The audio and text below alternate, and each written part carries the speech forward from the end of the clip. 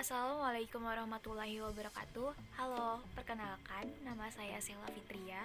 Saya mahasiswa program studi kimia Fakultas Sains dan Teknologi UIN Syarif Hidayatullah Jakarta.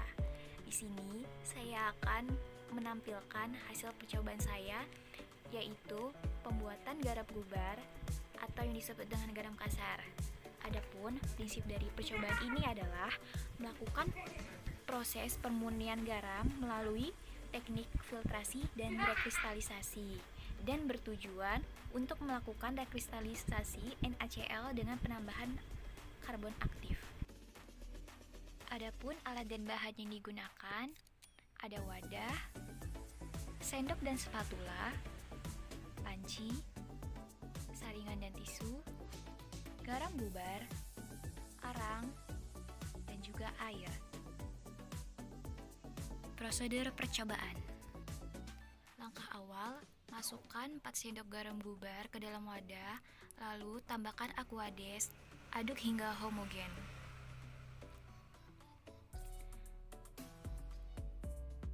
Setelah larutan homogen, larutan dilakukan penyaringan tahap pertama. Penyaringan ini dilakukan menggunakan tisu. Lakukan penyaringan dengan perlahan.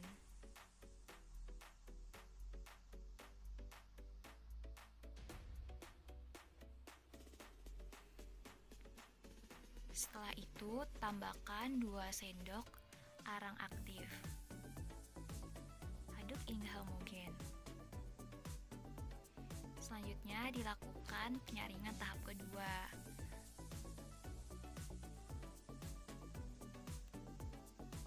Penyaringan ini bertujuan mengikat zat-zat kotor yang ada pada garam gubar, agar zat-zat pengotor dapat ikut bersama garam gubar pada proses filtrasi selanjutnya. Kemudian dilakukan penyaringan untuk ketiga kalinya, di mana filtrasi ini merupakan proses penyaringan cairan yang terdapat endapannya. Endapan akan turun ke bawah dan padatannya akan tersaring pada saat proses penyaringan.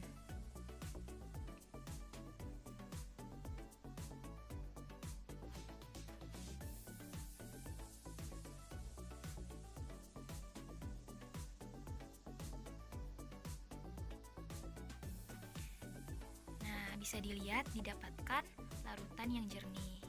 Kemudian, larutan dididihkan melalui proses pemanasan. Larutan pada proses pemanasan dididihkan ini disebut dengan proses rekristalisasi, di mana proses rekristalisasi ini untuk menguapkan pelarutnya. Di sini garam memiliki titik didih yang lebih tinggi dibanding dengan air, maka akan didapatkan hasil air yang menguap, dan didapatkan juga endapan berupa garam murni. Bisa dilihat ya di sini. Pembahasan. Garam gubar merupakan garam yang berasal dari laut. Garam ini masih tercampur dengan zat pengotor di dalamnya, sehingga menyebabkan warnanya masih kekuning-kuningan dan bentuknya berupa kristal. Dilakukan filtrasi atau penyaringan bertujuan untuk menghilangkan zat pengotor yang ada pada garam. Penambahan arang bertujuan untuk menyerap zat pengotor yang masih terdapat pada proses filtrasi.